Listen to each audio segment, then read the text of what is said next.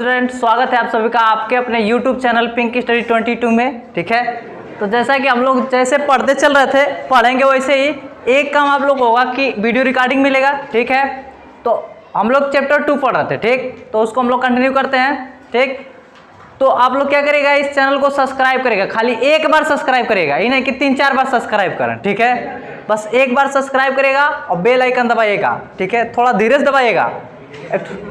एक तो लड़का कह रहा सर जी हम आपका बहुत बड़े फैन है, तो कैसे सर जी हम आपका दिन भर में 5 बार चैनल सब्सक्राइब करते हैं। अच्छा, कह रहा कि सर जी बेल आइकन तो इतना तेज कर दबाते हैं ना कि सारे यूट्यूबर भरवा के देखते हैं कौन दबा रहा है बेल आइकन। तो ऐसा आप लोग मत करेगा, ठीक है, आराम से। तो किताब थोड़ा दे दीजिए। तो देखिए हम लोग पढ़ रहे थे बहुपद, ठीक है, था x² + 4x + 5। देखिए हम लोग सबसे पहले जाने थे कि बहुपद कहेंगे किसको। ठीक है, बहुपद आखिर किसको कहेंगे। ठीक है, तो हम आपको हिंदी में लिखवाए थे एक बहुत बढ़िया परिभाषा। ए लड़का चश्मा वाला खड़े हो जाओ, तो खड़े हो जाओ।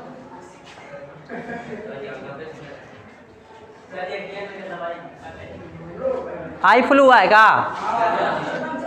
आई फ्लू हुआ तो घर जाइए। आई फ्लू जिसको जानते हो लोग, दो ये चीज़ था, एक कोरोना था जो मिलने नहीं दिया जा रहा था, दूसरा आई फ्लू, नज़र नहीं मिलाना है किसी से।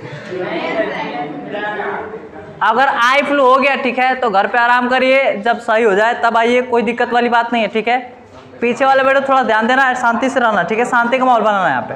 ठीक, आवाज़ नहीं आनी चाहिए कहीं से भी, आप लोग शांतिपूर्वक रहिए। बहुपद किसको कहेंगे? ठीक है, अगर कोई भी चीज़ ऐसे है P of A0 + A1x plus, अब कितना बड़ा लिखें जी, A2x² + A3x³, अगर इस फॉर्म में रहे, ठीक है, तो हम उसको क्या कहेंगे?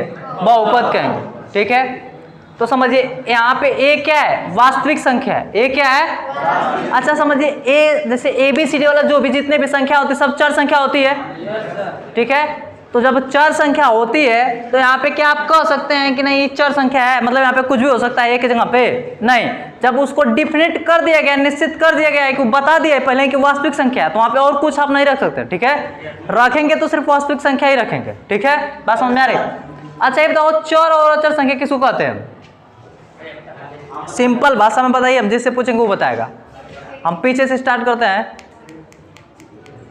चश्मा वाला खड़े हो जाओ, तो भुला गए हैं। चर और अचर संख्या समझना है। ठीक है, समझो तुम लोग। हाँ बताओ लोग। हाँ सिंपल है, मैं एकदम सिंपल बताओ।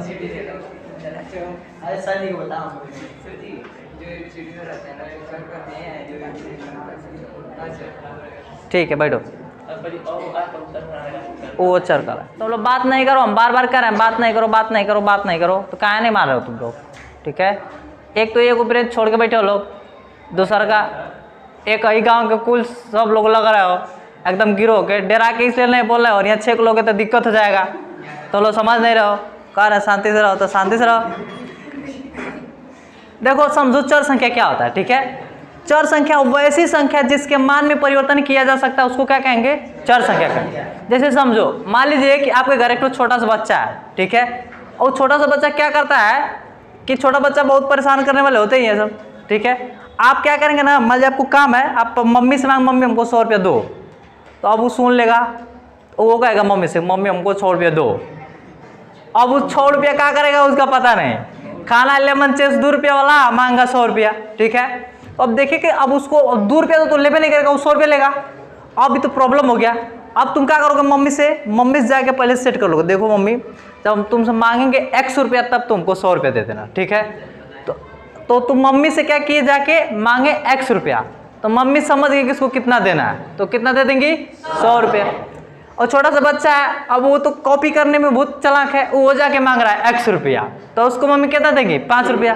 वो 5 रुपया सेट किया था, 1 रुपया 2 रुपये भी। ठीक है, तो देखिए यहाँ पे क्या था, x था, x का मान आपके लिए 100 रुपया है और उस बच्चे के लिए रुपया है 5 रुपया। बताइए x का मान बदल रहा है कि नहीं बदल रहा है? ठीक है, अच्छा ये छोटे लोग करते हैं ना, बड़े लोग क्या करेंगे? पापा से मांगे चेक मांगेंगे सब, पैसा नहीं मांगेंगे सब, चेक दीजिए पापा। मान लो 100 रुपये का काम है, तुमको शॉपिंग करने जाना है, ठीक है, समझ रहे हो। अगर 500 रुपये का तुमको जरूरत है तो मांगोगे 500 रुपया, ठीक। अगर तुमको 500 रुपया कुछ खरीदना है, अब बाजार में पता चला कि 600 रुपया को चीज मिल रहा है, तो बताओ ये 500 का नोट कभी भी 600 रुपया हो सकता है? 500 का नोट कभी भी 600 रुपया नहीं हो सकता। लेकिन वही आप चेक मांग लिए पापा से, ब्लैंक चेक, पूरा सिग्नेचर में पापा सिग्नेचर कर दीजिए, कोई दिक्कत वाली बात नहीं, विश्वास सही है ना बेटा पे? ठीक है बेटा। अब ये ब्लैंक चेक है, अब इसमें जितना अमाउंट आप डाल देना, 5000 भी डाल देंगे ना, तो बैंक वाला क्या कर लेगा? एक्सेप्ट कर लेगा, 5000 आपको दे देगा 500 की जगह पे, ठीक है। तो बताइए चेक का मान बदल सकता है कि नहीं बदल सकता है? बदल जाएगा, ठीक है। बस उस पर ही है कि सिग्नेचर होना चाहिए, चेक ब्लैंक होना चाहिए। पापा पहले ही से भर के दे दिए 500 रुपया, तो उससे ज्यादा नहीं मिलेगा, ठीक है। अरे जीरो कैसे बढ़ाओगे? एकदम गधा है। अरे बकल कभी भी पैसा भरा जाता है, ऐसे भरा जाता है, ठीक है। देखना कभी भी कोई भी पढ़ा लिखा हुआ पैसा भरेगा ना, अमाउंट भरेगा कभी भी, तो अब भर के ऐसे को खींच के ऐसे लगा जाता है कि यहाँ पे कोई जीरो नहीं लगा, ठीक है ना, जीरो लगा ना कोई संख्या ऐड कर पाए, ठीक है। तुम लोग भी यही करना, बैंक में कभी भी जाओ ना, पैसा निकाल दो, जमा करो, तुरंत ऐसे लगा दिया करो, ठीक। तो देखिए इस चर ये क्या है, जो आपका जो चेक का है, चेक का मान बदल जा रहा है, ठीक है। तो चेक क्या हो जाएगी? चर संख्या। 500 का हो जाएगा अचर संख्या। तो चर का मतलब ये होता है कि वैसी संख्या जिसके मान में परिवर्तन किया जा सकता है, उसको हम क्या कहेंगे? चर कहेंगे, ठीक है। अगर इस फॉर्म में रहेगा तो हम इसको क्या कहेंगे? बहुपद कहेंगे कभी भी। जैसे देखिए इसी फॉर्म में, अच्छा एक बात बताइए, इस अगर एकदम n का मान क्या हो सकता है? यहाँ पे जो पावर की बात बता रहा है, पावर की बात, चाहे इस वाले n की बात बता रहा है, बताइए n का मान क्या हो सकता है? प्राकृतिक संख्या का पूर्ण संख्या होगा, पूर्णांक होगा, वहां पे और धन पूर्णांक होगा, ठीक है। अच्छा बताओ यहाँ पे जो n का मान प्राकृतिक संख्या कहाँ तक हो सकता है? क्या कुछ भी हो सकता है? क्या n का मान इनफाइनाइट ले सकते हैं? नहीं। अगर n का मान इनफाइनाइट हो जाएगा तो बहुपद होगा ही नहीं, बात समझे। तो n का मान कुछ भी नहीं हो सकता है, ठीक है। बहुपद उसी को कहेंगे जिसका घात डिसाइड होना चाहिए, बात समझ आ रहा ना। इसका घात आपको पता होना चाहिए कि इस बहुपद की घात कितना है, ठीक है। भले वो 1 लाख घात रहे, 5 लाख घात रहे, 2 घात रहे, 4 घात रहे, 1000 घात रहे, 2000 घात रहे, चाहे जितना भी घात रहे, बहुपद की घात क्या होनी चाहिए? फिक्स होनी चाहिए, ठीक है। तभी आपको क्या पता चलेगा वो कि मतलब बहुपद है। अगर उसका इनफाइनाइट मान लेंगे मतलब कुछ भी हो सकता है, मतलब तो बहुपद फिर नहीं होगा।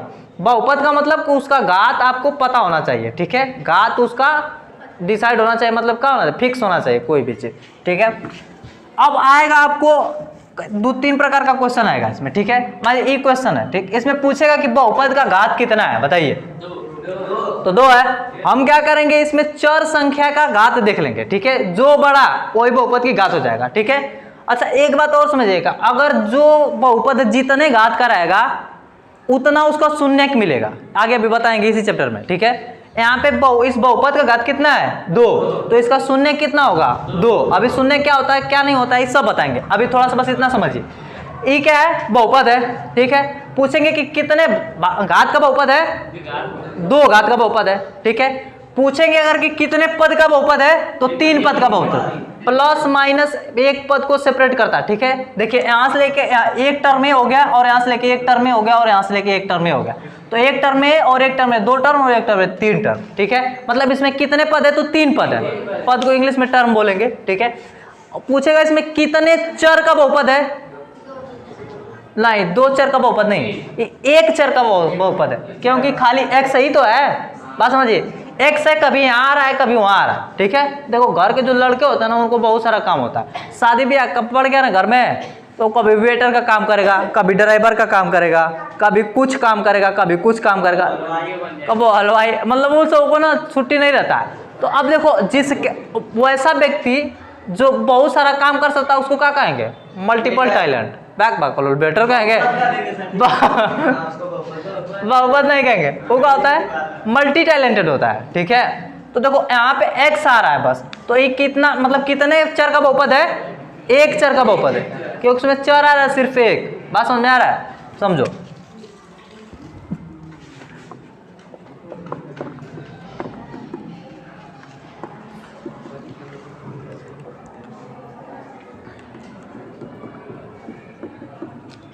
समझिए, बताइए कितने घात का बहुपद है? 5 घात का बहुपद है, ठीक। कितने पद का बहुपद है? 5 पद का बहुपद है। कितने चर का बहुपद है? एक चर का बहुपद है। ठीक है, समझिए।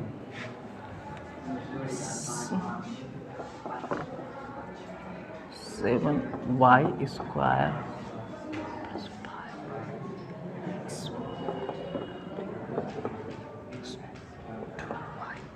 बताइए ये कितने पद का बहुपद है?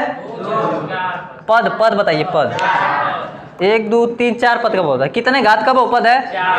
4 घात का बहुपद। कितने चर का बहुपद है?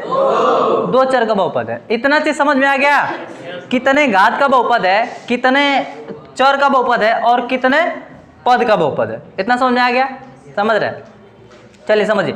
अब इसमें से आपसे पूछेगा कि बताइए बहुपद है कि नहीं है। कोई भी एक चीज ऐसे लिख देगा, ठीक है, और बोलेगा कि बताइए बहुपद है कि नहीं है। ठीक है, तो समझिएगा इसको। अच्छा, इसको थोड़ा सा एक चीज और समझ लेते हैं। यहाँ पे बोल देगा आपको कि क्या बोलेगा? बोलेगा कि मानक रूप में लिखिए। ठीक है, तो मानक रूप में लिखने का मतलब क्या है कि आप बढ़ते हुए जो बहुपद की घात है उसको बढ़ते हुए क्रम में लिख दीजिए या फिर घटते हुए क्रम में लिख दीजिए। वो क्या हो जाएगा? मानक रूप हो जाएगा। ठीक, हाँ, देखिए जैसे यहाँ पे देखिए, यहाँ पे हम मानक रूप में ही लिखे हैं। देखिए 5 है बहुपद घात, पहले मतलब सबसे बड़ा 5 था तो 5 लिखे हैं। ठीक है, यहाँ पे 4 लिखे हैं, यहाँ पे 2 लिखे हैं, यहाँ पे 1 लिखे हैं। ठीक है, तो ये किस क्रम में? आरोही क्रम में क्या अवरोही क्रम में? आरोही और अवरोही में क्या अंतर होता है? आरोही में सबसे छोटा पहले रखा जाता है कि सबसे बड़ा?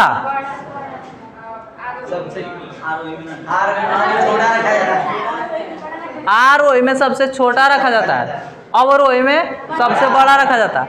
तो ये आरोही क्रम में कि अवरोही क्रम में?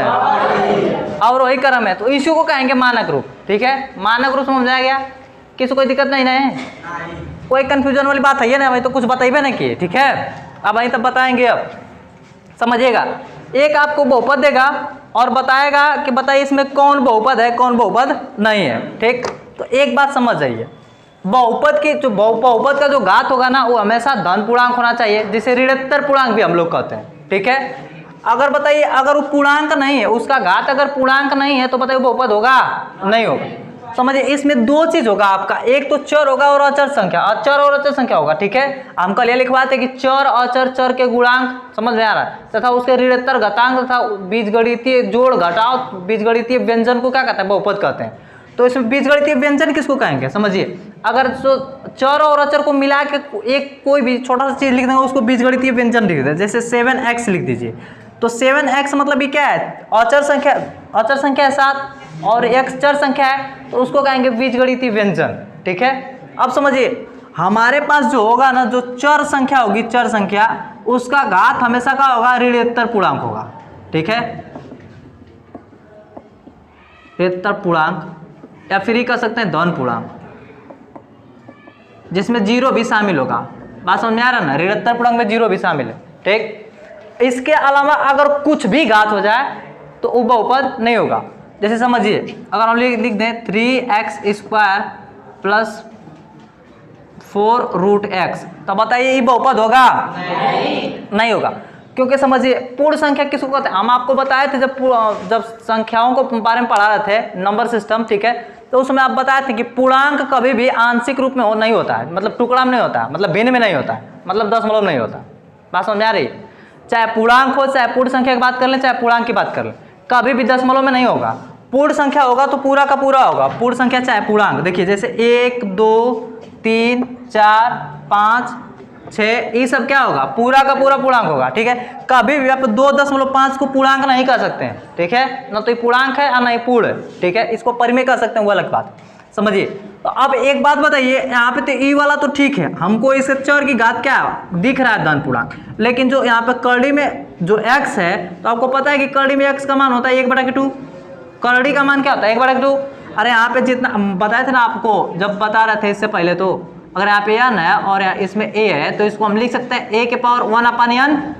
ठीक है, तो हम यहाँ पे 2 रहता है। करड़ी पे अगर कोई भी मूल नहीं लगा तो क्या रहता है? 2 रहता है। तो 2 रहता है, यहाँ पे लिख सकते हैं 4x के पावर 1/2। ठीक है, अच्छा 1/2 का मतलब होता है 0.5। बताइए पूर्णांक है? 0.5 पूर्णांक है? धन पूर्णांक नहीं ना है, तो ये बहुपद होगा? नहीं होगा। ठीक है, तो कभी भी अगर आपको चर संख्या करड़ी में दिख जाए, चर संख्या किस में दिख जाए, चर संख्या दिख जाए आपको करड़ी में, ठीक है, तो वहां पे बहुपद नहीं होगा, ठीक है। दूसरा बात, ये पहला बात याद रखना है। दूसरा बात क्या याद रखना है, अगर चर की घात कभी भी माइनस में दिख जाए, चर की घात कभी भी माइनस में दिख जाए तो बहुपद नहीं होगा, क्योंकि हमको वहां पे धन पूर्णांक लेना है ना, तो ऋण नहीं हो सकता। जैसे कभी भी आ जाएगा 1/x, तो इसको ऊपर करते हैं तो क्या होता है, x के पावर -1, ठीक है। तो यहाँ पे x के पावर क्या आ गया, माइनस में, तो अगर कभी भी इस फॉर्म में रहेगा तो बहुपद नहीं होगा, ठीक है। तो ये बात ध्यान रखिएगा, ठीक है। कभी भी बहुपद का और आ जाए इसमें क्या, डेसिमल में आ जाए, कभी पे आ गया अगर 2.5 कुछ भी अगर आ जाए, ठीक है, तो बहुपद नहीं होगा। बस इतने चीज याद रखना ही है, ठीक है। उसके बाद नहीं आता, और मतलब इतना चीज देख लेना है, बाकी सब क्या होगा, बहुपद होगा, ठीक है। यही बस याद ही रखना। अच्छा, ज्यादा अगर स्मार्ट है तो आपको बस ये ध्यान रखना है कि बस वहां पे होना चाहिए तो धन पूर्णांक होना चाहिए, तभी बहुपद होगा। अगर ई कंडीशन रहा तो बहुपद नहीं होगा, ठीक है। तो देखिए 2A का क्वेश्चन नंबर 1 से हम स्टार्ट कर रहे हैं अब, ठीक है। ए किताब हम लोग सॉल्व करेंगे डॉक्टर मनोहरे का, ठीक।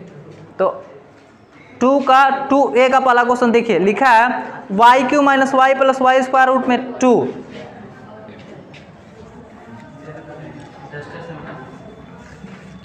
डस्टर है का,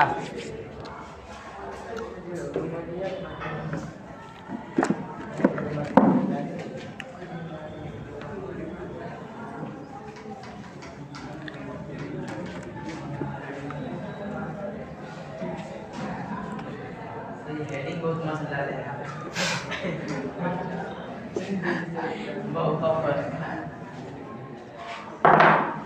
देखो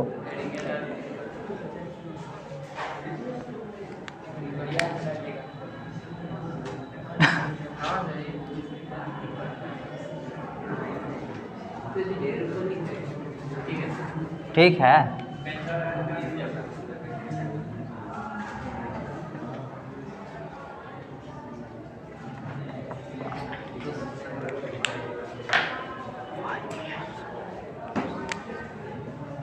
पहला क्वेश्चन क्या बोले तो y³ y + y स्क्वायर -√2। अब बात समझिए ना, इसको बोला है मानक रूप के लिखने के लिए, ठीक है। देखिए हम पूरा क्वेश्चन हल करते जाएंगे, ठीक। समझिए, ये बताइए बहुपद है कि नहीं है, है ना, नहीं, रुको रुको रुको, झगड़ा नहीं करना है, झगड़ा सुनो, ठीक है। जो लोग झगड़ा नहीं करना, ठीक है, कि बहुपद है कि नहीं है, काली कोई दिक्कत है तो पीछे समझ में आ रहा है, समझ में आया तो ठीक है, नहीं समझ में आया देखो समझो बात को। हम क्या बोले हैं, अगर चर का घात कभी भी, चर का घात कभी भी, अगर चर कभी भी अगर करड़ी में है, ठीक है, पहला बात, कभी भी अगर चर संख्या के घात पे -1 लगाया, कभी भी अगर चर संख्या के घात पे अगर पॉइंट में घात दिया है ना 2.5, तो इतना सब रहेगा तो बहुपद नहीं होगा, ठीक है। तो बताइए हम चर संख्या को बोले थे कि चर संख्या करड़ी में रहेगा तो नहीं होगा बहुपद, ये चर संख्या है, नहीं सर, अचर संख्या है ना, तो बहुपद होगा ना, तो बहुपद ही होगा, ठीक है। अच्छा ये बताइए कितने पद का बहुपद है,